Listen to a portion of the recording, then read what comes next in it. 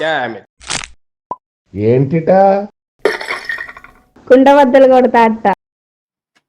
నమస్కారం, కుండబద్దల ప్రేక్షకులకి స్వాగతం. నేను గౌతమ్ కాటా. ఈ వీడియోలో నేను మీతో చెప్పాలనుకునే అంశం, రాష్ట్రం వదిలిపెట్టి జంప్ అయిపోతున్న వైసీపీ నాయకులు.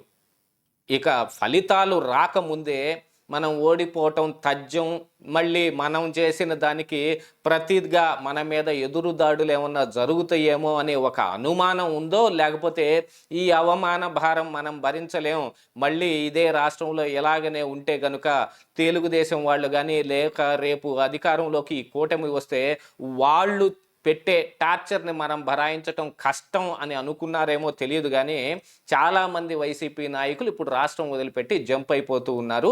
అందున ఈ దేశంలోనే కాదు, అసలు దేశం కూడా దాటి వెళ్ళిపోతూ ఉన్నట్టుగా చాలా సమాచారం ఇప్పుడు రాష్ట్రం అంతటా హల్చల్ చేస్తూ ఉంది.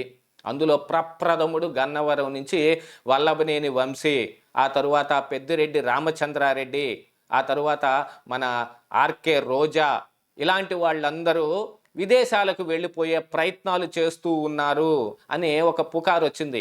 నిజంగానే వాళ్ళు రాష్ట్రం వదిలిపెట్టి ఈ 5 సంవత్సరాలు, ఇక వాళ్ళు కనుక అధికారం లేకుండా కూటమి కనుక అధికారంలోకి వస్తే వాళ్ళు 5 సంవత్సరాలు మరి ఎటువంటి రాజకీయం చేయకుండా ఇక్కడున్న అధికారంలో ఉన్న నాయకులు చేసే తప్పుల్ని ఎంచకుండానో, లేకపోతే వాళ్ళ మీద ఇంకా గెలుపు కోసం చేసే ప్రయత్నాలు చేయకుండానో ఎటువంటి ఆపరేషన్స్ లేకుండా వెళ్ళిపోతారా అనేది ఈ వీడియోలో నేను మీకు వివరించబోయే ముందుగా మన కుండబద్దలు ప్రేక్షకులందరికీ నా మనవి, వీడియో నచ్చితే గనుక ఖచ్చితంగా లైక్ చేయండి, మరొక 10 మందికి షేర్ చేయండి. ఇక అసలు విషయానికి వస్తే, గన్నవరం నుంచి వల్లభనేని వంశీ తెలుగుదేశం పార్టీలోనే గెలిచి ఆ తర్వాత వైఎస్ఆర్ కాంగ్రెస్ పార్టీకి వెళ్ళి, అసలు వైసీపీలో గెలిచిన నాయకుల కంటే, జగన్మోహన్ రెడ్డి అంటే ప్రాణాలు ఇచ్చే నాయకుల కంటే కూడా ఇంకా ఎక్కువ విమర్శలు చంద్రబాబు నాయుడు మీద చేశాడు. కేవలం చంద్రబాబు నాయుడు మీదే కాదు, భువనేశ్వరి మీద, నారా లోకేష్ మీద, అసలు ఎక్కడి దాకా వెళ్ళాడంటే అవధులు దాటి మరి పుట్టుకల మీద కూడా వెళ్ళిపోయాడు.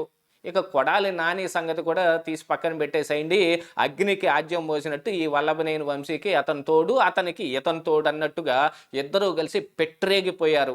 గన్నవరంలో టీడీపీ పార్టీ ఆఫీసు మీద దాడి కావచ్చు, అక్కడికి టీడీపీ జాతీయ అధికార ప్రతినిధి పట్టాభి వెళ్ళినప్పుడు ఆయన మీద దాడి చేసి, ఆ తరువాత పోలీసుల ద్వారా కూడా దాడి చేయించి ఆయన్ని అరెస్ట్ చేసి తీసుకెళ్ళి ఒక స్టేషన్లో పెడితే, స్టేషన్లో అర్ధరాత్రి ముసుగులు వేసుకొని వచ్చి కొట్టింది కూడా వీళ్ళే అని ఆరోపించే రకంగా ఒక పెద్ద ఉపద్రవాన్నే నడుపుకుంటూ వచ్చారు.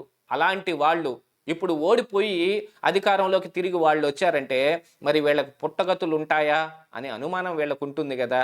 సరే, ఆ అనుమానాలు ఎలా ఉన్నప్పటికీ కూడా వీళ్ళందరూ ఇప్పుడే ఎందుకు జంప్ అవ్వాల్సి వస్తుంది? జగన్మోహన్ రెడ్డి అంటే విహారయాత్రకి వెళ్ళాడు, చంద్రబాబు నాయుడు కూడా ఆల్మోస్ట్ అలాగనే అమెరికా వెళ్ళటం జరిగింది.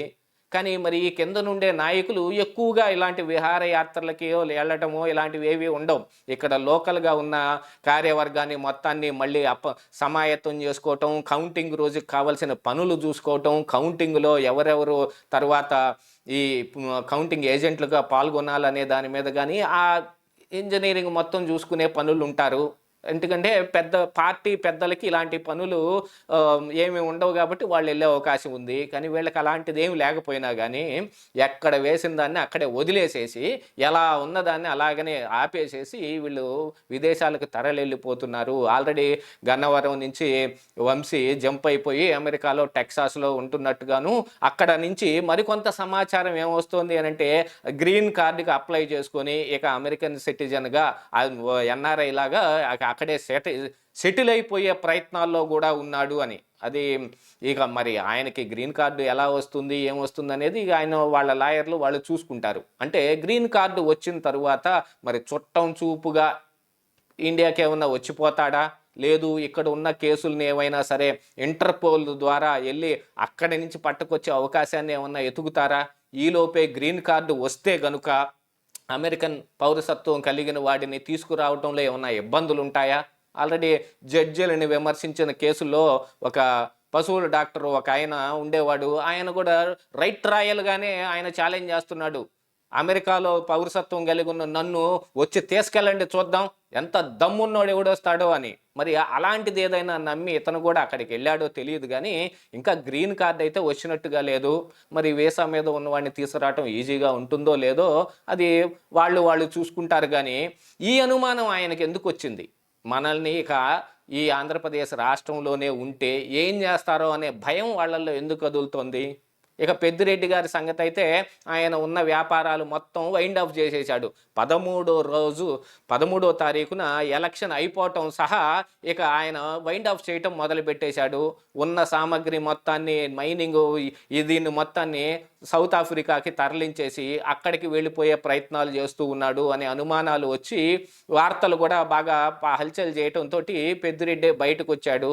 మాకు అక్కడ కూడా వ్యాపారాలు ఉన్నాయి, అక్కడ కూడా మైనింగ్లు ఉన్నాయి కాబట్టి ఇవన్నిటిని అక్కడికి తీసుకెళ్తున్నాం అని చెప్పినప్పటికీ కానీ ఇప్పుడే ఎందుకు ఆ పని చేస్తూ ఉన్నారు అనే దాని దగ్గర కదా మొత్తం వచ్చి ఆగుతుంది.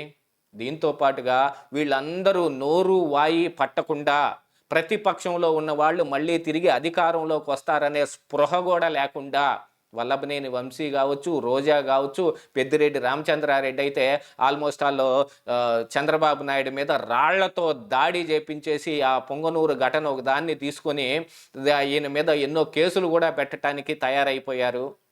మరి ఇవన్నీ చేసిన తరువాత వీళ్ళు ఇంకా మరి ఆంధ్రప్రదేశ్ రాష్ట్రంలో ఉంటే ఈ అధికారంలోకి కనుక టీడీపీ వస్తే వీళ్ళని వదిలిపెడుతుందా అనే అనుమానాలు కూడా వస్తాయి కదా. దీంతో పాటుగా ఆల్రెడీ వాట్సాప్లో చాలా మెసేజ్లు నాకు సైతం వస్తూనే ఉన్నాయి. రేపు టీడీపీ అధికారంలోకి వస్తే వీళ్ళని ఎవరిని వదిలిపెట్టడానికి లేదు, లోకేష్లో చెప్పిన రెడ్ బుక్లో ఉన్న వాళ్ళందరి తాట తీయాల్సిందేనని. మరి అది ఎంతవరకు చేయటం కుదురుతుంది? చంద్రబాబు నాయుడు అందుకు అంగీకరిస్తాడా లేదా? వీళ్ళు చేసిన ఇదే ప్రతీకార చర్యలు మళ్ళీ టీడీపీ కూడా చేస్తే ఇద్దరికి అటు వైసీపీకి టీడీపీకి తేడా లేకుండా పోతుందని ఆగుతారా? లేదు, అసలు టీడీపీ చంద్రబాబు నాయుడు కనుక ఒప్పుకోకపోతే ఇక మళ్ళీ తిరిగి ఓటు కూడా ఎవరు వేయకండి అనేలాంటి మెసేజ్లు కూడా వస్తూ ఉన్నాయి. మరి వీటన్నిటికీ ఏమైనా తలొగ్గి చంద్రబాబు నాయుడు అలాంటి దానికి నిజంగానే పర్మిషన్ ఇస్తాడా అనేది కూడా చూడాల్సిన అంశమైనప్పటికీ కాకపోతే వైఎస్ఆర్ కాంగ్రెస్ పార్టీకి టీడీపీకి చాలా వ్యత్యాసం ఉంది. టీడీపీ ఈ వైఎస్ఆర్ కాంగ్రెస్ పార్టీ లాగా ప్రతీకార చర్యలకు పాల్గొనరు. వాళ్ళు అలాంటి వాటిని పురికొల్పరు. ఎక్కువగా వాళ్ళని ఉద్దేశించి అలాంటి పనులు చేయటానికంటే కూడా చట్టపరంగా ఏం కుదురుతుందో అవి మాత్రమే చేసే అవకాశాలు ఉంటాయి. ఎక్కడో ఒకటి అరా చెదురుమదురు సంఘటనలు జరిగిన జగన్మోహన్ రెడ్డి కూడా చంద్రబాబు నాయుడు మీద అయితే కేసులు పెట్టించడానికి ఆయన స్వయంగా పురికొల్పాడు కానీ మరి క్రింది స్థాయి ఉన్న నాయకులను కానీ ఎమ్మెల్యే అభ్యర్థులు లాంటి వాళ్ళని కానీ వీళ్ళని ఇబ్బంది పెట్టింది వాళ్ళ ప్రత్యర్థులే కదా, అక్కడ ఉండే వాళ్లే కదా. మరి అలాంటిది ఏదన్నా క్రింది స్థాయి టీడీపీ నాయకులు ఇలాంటి వాటికి పాల్పడితే మరి చంద్రబాబు నాయుడు కూడా చూస్తూ ఊరుకోవాల్సిన పరిస్థితి వస్తుందేమో. వీటన్నిటి నుంచి తప్పించుకోవాలంటే మనం రాష్ట్రం వదిలిపెట్టి జంప్ అయిపోతే పోలా. మళ్ళీ 5 సంవత్సరాలకి ఎన్నికలు వచ్చే టయానికి రాజెవరు రెడ్డెవరు అని అనుకుని వెళ్ళిపోతున్నారో. ఏది ఏమైనప్పటికీ వీళ్ళందరూ ఇలాగా రాష్ట్రం వదిలిపెట్టి జంప్ అయిపోతే మరి వైసీపీ పరిస్థితి ఏమిటి? జగన్మోహన్ రెడ్డి తర్వాత ఏం చెయ్యాలి? ఆ పార్టీని ఎలా నడపాలి? ఇదే ఈరోజు కుండబద్దలు.